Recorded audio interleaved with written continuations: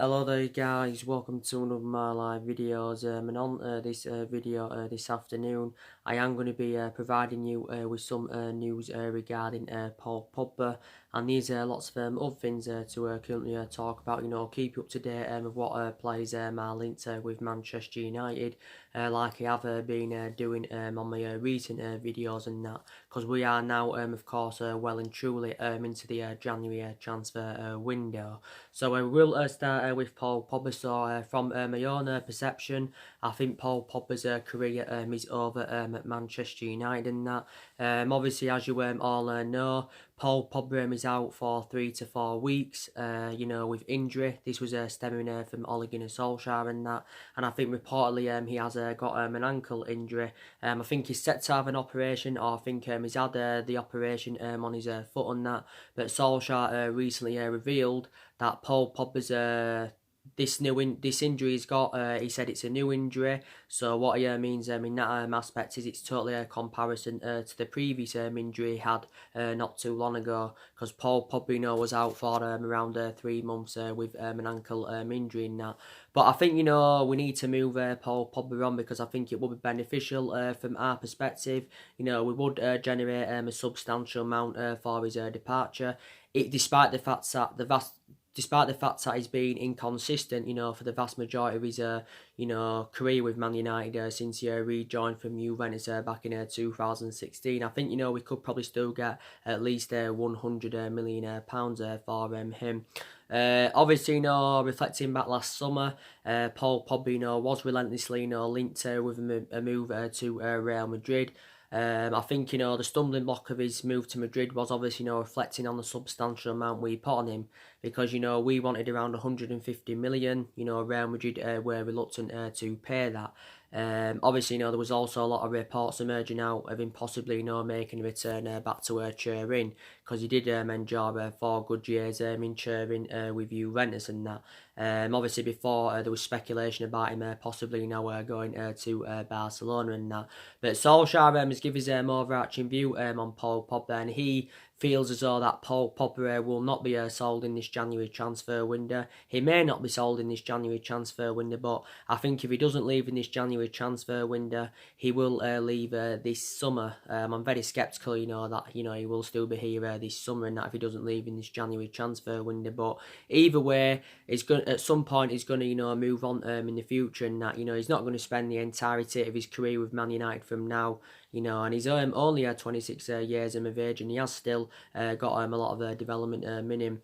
I was reading recent reports that he did actually say that Real Madrid are planning, to maybe include a player or two, to fund the move for Pogba. There was talks about Bale as being part of the deal, Toni Kroos as being part of the deal and that. But whether we're determined to go along with this or not, I do not know. Because obviously there's been a lot of talks about Bale, obviously, coming to Man United for several years.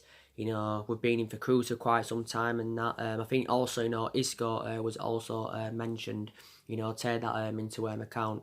But like I said, I think, Paul Pogba's disrespecting the club. I've got the same perception on his agent Mini Raiola. I also think he is. And, don't forget recently his agent Mini Raiola criticised the football club and that. But it's just, I just can't understand this, because Paul Pogba recovered from his initial injury. He came on as a substitute against Watford and Newcastle early on this season and made an impact. But obviously, then he was due to travel to Burnley, which he didn't. Then he was supposed to start in the game against Arsenal. He wasn't even named in the squad for the journey to London. That, so obviously that had fueled more stuff up then and that. So I don't think Paul Pogba's injury is too severe, but yeah, he's out for 3 to 4 weeks. But like I said, either way, whether Paul Pogba stays or goes anywhere, we've got to address our midfield, because I've got element of concerns about our midfield. Now, obviously, with Paul Pogba being out, also, Scott McTominay is out. McTominay is out until February, because obviously, he's damaged the ligaments in his knee and that. And he'd not too long ago recovered from an ankle injury. But you can say McTominay is going to be a big miss, because, we've got games coming up thick and fast. We've got Man City tonight in the Carabao Cup, first leg at Old Trafford. Where we've got obviously Norwich coming up in the league. That's going to be our second game in the league this year. And obviously, we've got Liverpool coming up, and that, so games are coming up thick and fast. So McTominay is going to miss some pivotal games for Man United, and I think he's been a revelation this season. Now I think he's blended in our midfield really well. But you've got to say now with their injuries, we do look very exposed in that midfield. And as you all know, these a lot of midfielders on our agenda. So obviously, the midfielders we can only rely on at this present time is obviously, Fred, who I think, has done well in some games this season. I've got to say recently, I think he's rejuvenated himself. I think we mainly see the best of Fred when he's playing alongside McTominay, because they seem to have complemented each other fantastically well in our midfield, to be fair. But I think when Fred's playing alongside like Matic or, Pereira and that, I think, he's a bit inconsistent. So that's an element of concern, and I still don't know if he's the long-term solution for Man United thread. But I would still be determined, to give him more time at the football club, definitely. Obviously, Matic and Pereira are two liabilities. I think they're the two of the players that, Man United need to get rid of this year. And obviously, I think there's, overall anyway, I think, we probably know there's probably quite a lot of players that still need to depart the football club, because I still believe that there's deadwood at the club, despite the fact that we did get rid of a lot of the deadwood last summer, to be fair and that. So I was delighted in that aspect. And obviously, we've got Fosu Mensah, obviously, he's been considered for the midfield role when he does recover from injury. Fosu Mensah has been out with a knee injury since he was on loan with Fulham and that. But yeah, I've got an element of concerns regarding our midfield. But like I said, more signings are definitely needed at Manchester United and that, and it's very imperative that we do recruit the right calibre players to the football club this year.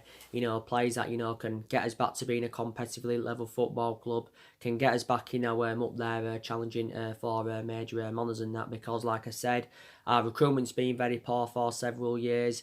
We've been a toxic football club, for the last 6 or 7 years, since obviously, Ferguson's retirement back in 2013 and that.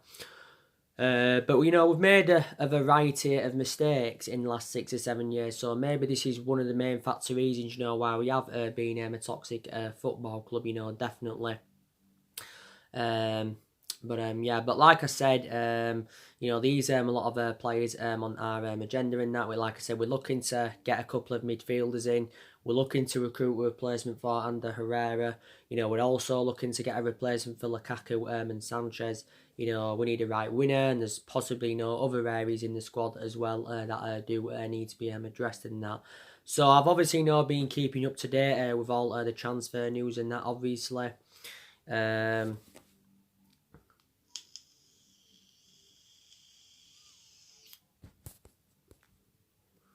I've been keeping up to date with all the transfer news and all that, and obviously, Solskjaer, still wants to continue the policy of recruiting young players into the football club, like he did do last summer. But as you all know, despite that, we've been inconsistent for the vast majority of this season. Obviously, we've enjoyed our worst start to a Premier League season for 30 years.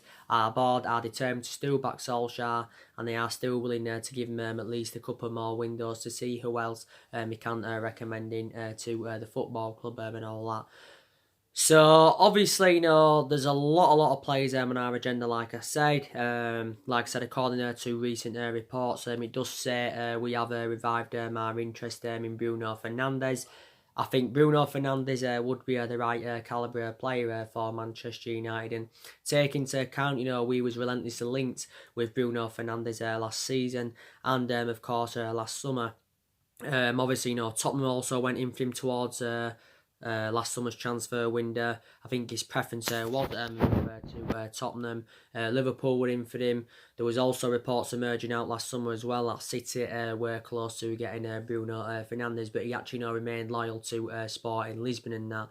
But whatever happens, whether he comes to the Premier League or whether he goes elsewhere, he will not stay with Sporting Lisbon. He will not spend the entirety of his career from now with Sporting Lisbon in that, because obviously he wants to emulate himself to that next level, because I think he's good enough to do that, reflecting on what he's done in the couple of years he's been with Sporting Lisbon. But I think if he did come to the Premier League, I don't think his performances would be totally comparison to his ones at Sporting Lisbon. I don't think he would be a flop in that, because Bruno Fernandes is a player that can create chances, he can provide assists. He can pass the ball well, and that's the type of player, that Manchester United do need. And he's 25 years of age. He's nearly in his prime now, so he has still got a lot of years ahead of him. He is predominantly an attacking midfielder. He is predominantly an attacking midfielder, but he is going to cost the club a substantial amount. Like I said, he's got around an 85 million release clause, I think, in his contract. So Man United are going to have to pay around £85 million for him. So obviously, we're going to have to pay more than what we paid for Harry Maguire, because we paid around £80 million for Harry Maguire. He's the second most expensive signing at the football club, and he's the most expensive defender in the world and that. But I like Bruno Fernandes. Like I said, he was good last season for Sporting Lisbon. Obviously, when he was younger, he spent the entirety of his career in Italy with Udinese and Sampdoria, and I think Novia and that. But he's obviously been aware of the speculation. He's been aware of the speculation that, but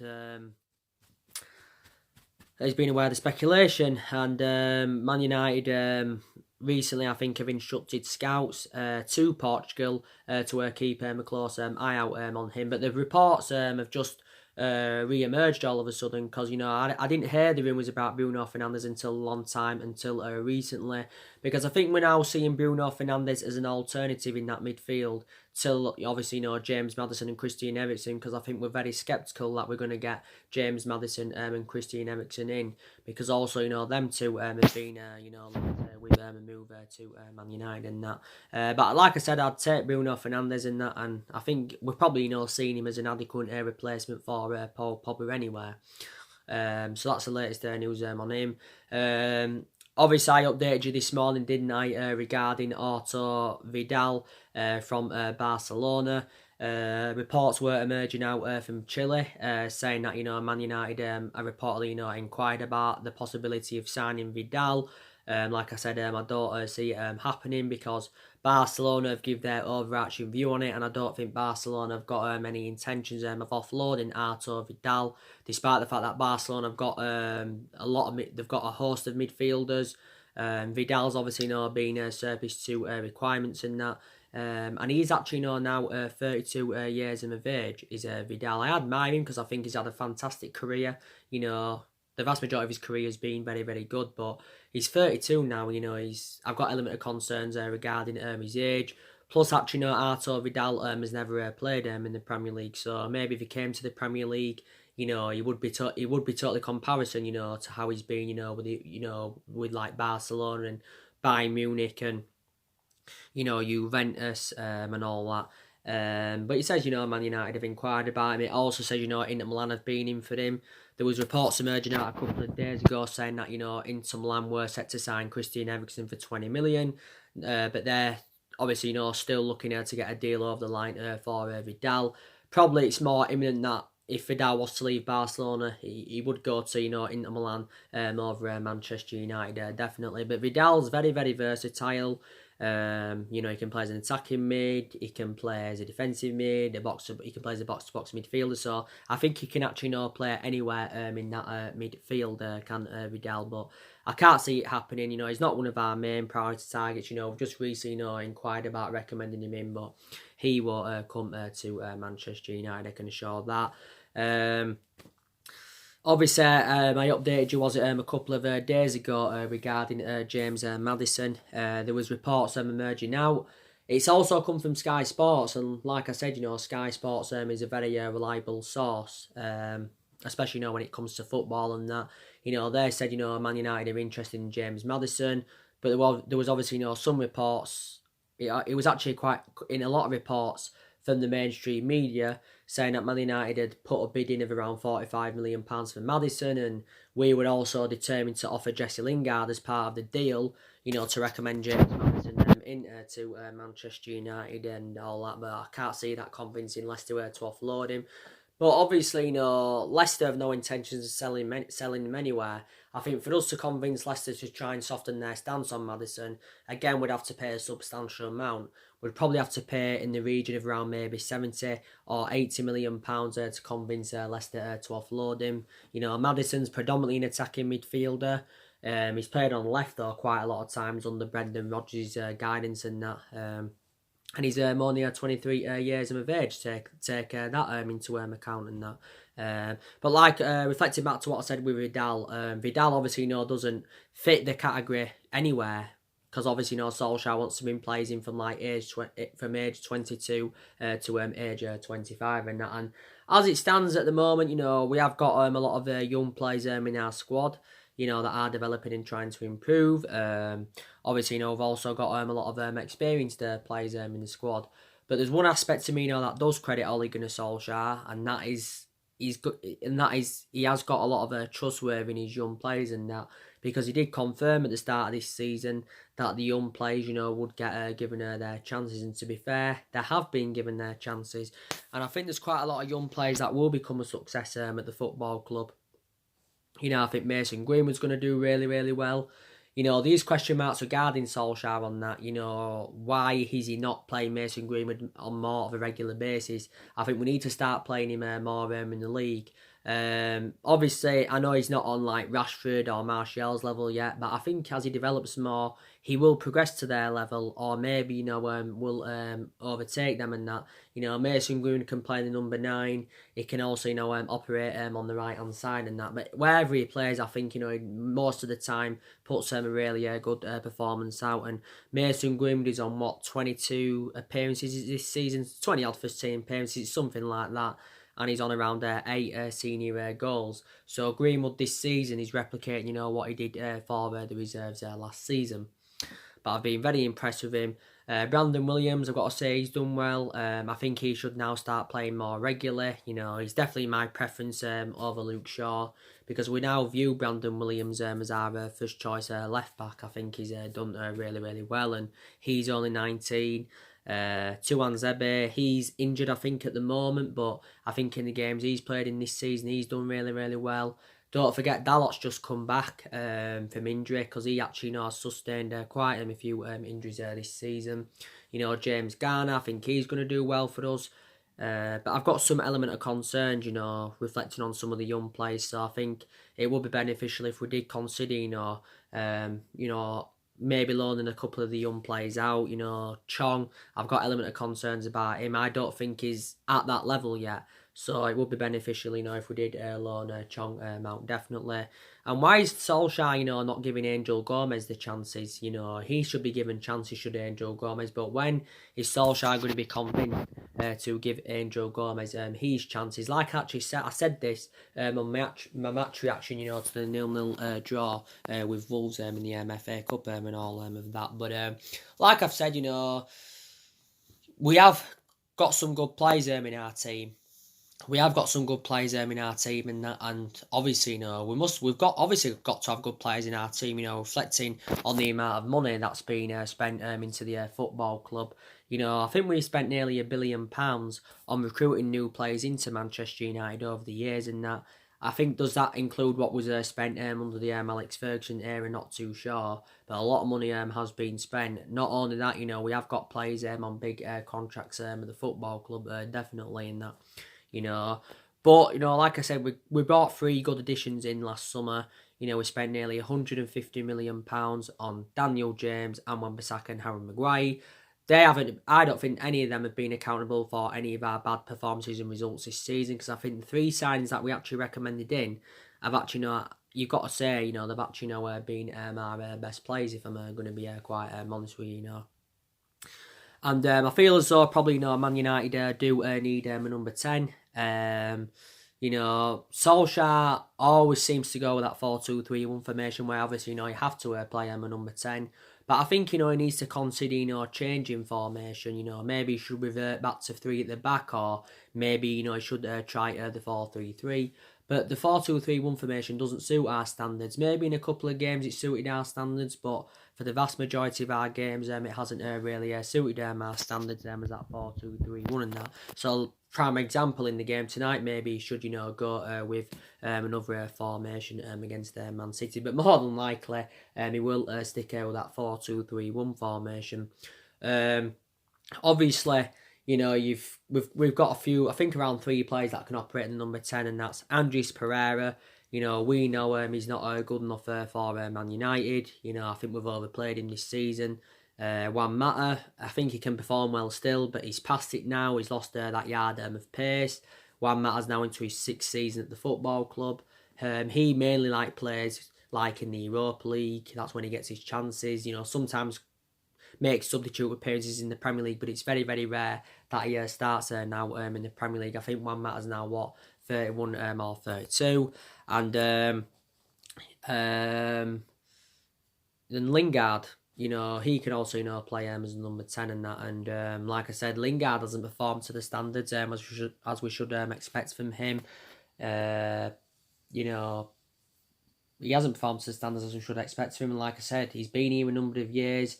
He knows the club well, and reflecting on the number of years he's been here, he should be putting much more better performances out. But Solskjaer did praise him in the press conference building up to the City game. Like Solskjaer said, he's known him a lot of years and that, and he's getting better. This is a bad statistic. Jesse Lingard has not registered a goal or an assist in like a year or something like that. So maybe we should recommend or get a number 10 in. Maybe, when Paul Pogba's back, we should put him in more of an expansive role and, put him in the number 10. I don't know.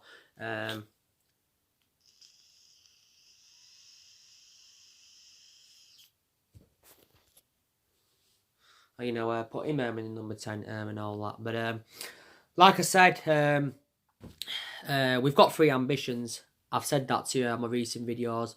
So we've got stuff to play for.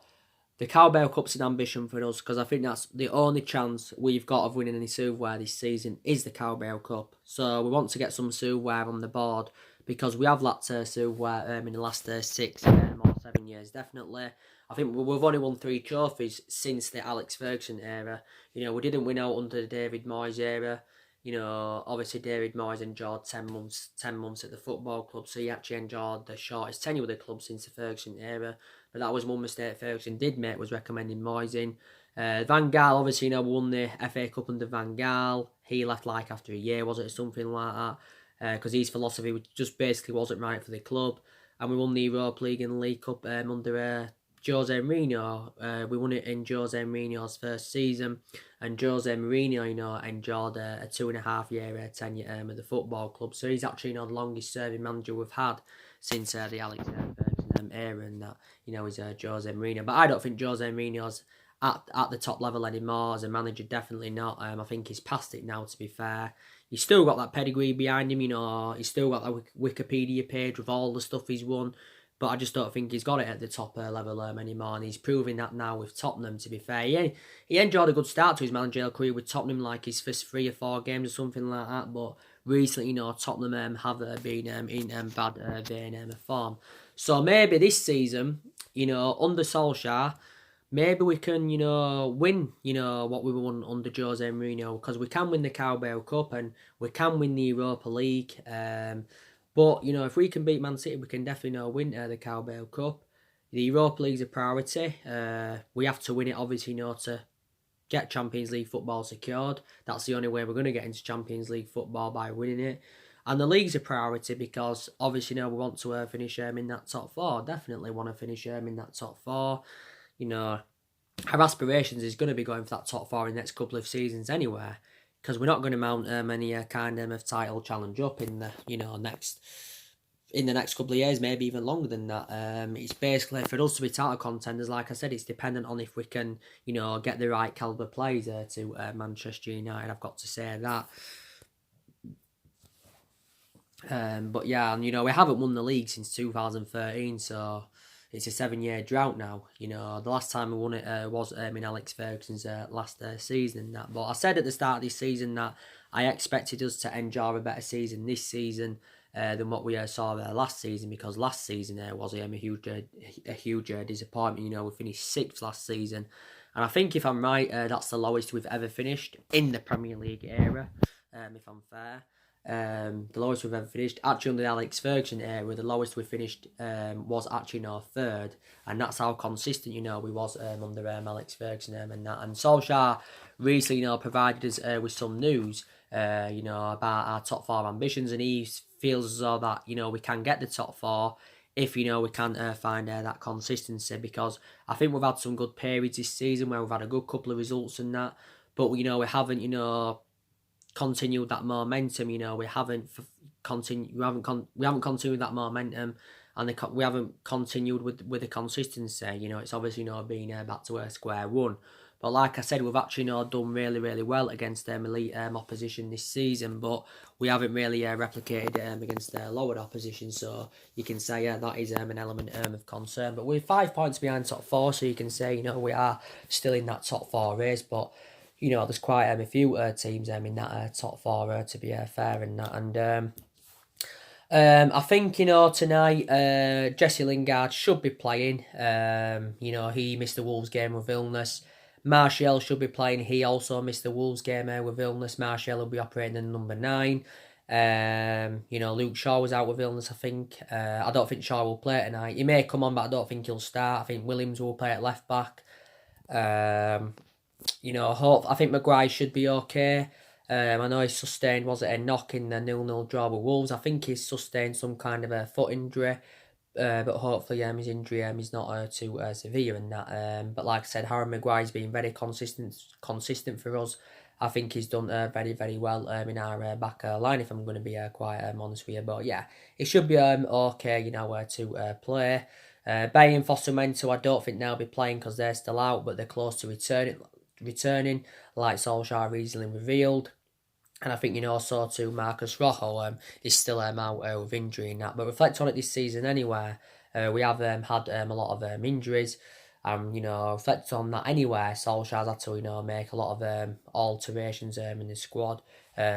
More players have been coming back from injury now. More injuries are starting to come on the horizon all of a sudden, which is, very, very disappointing. But the injuries are not excusable, for the way we've been this season. Definitely not excusable.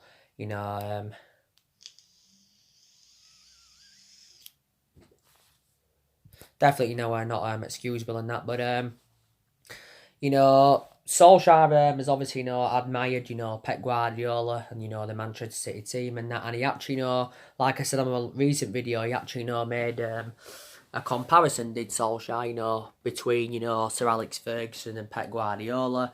Solskjaer feels as though that, Sir Alex Ferguson was a more influential manager of the game, than Pep Guardiola, but he still knows that Pep Guardiola is a really, really good manager in that. But, this game could go either way tonight, we're at home the first leg. I think for us to have any chance, we've got to, probably at least take a 2 or 3 goal lead to the Etihad. Then obviously, we are in the driving seat.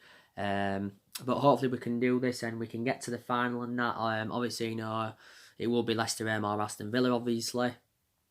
But I am very, very hopeful, definitely in that. But very, very hopeful without a shadow of a doubt. And, like when I said earlier on the video, the Carabao Cup's a priority for us. I've got the same perception on Man City, because obviously the Carabao Cup's a priority for them, because that could be the only chance City have got of winning out this season, because like I said, they're not going to win the Premier League. They forgot about that now. They're going for runners up in the league.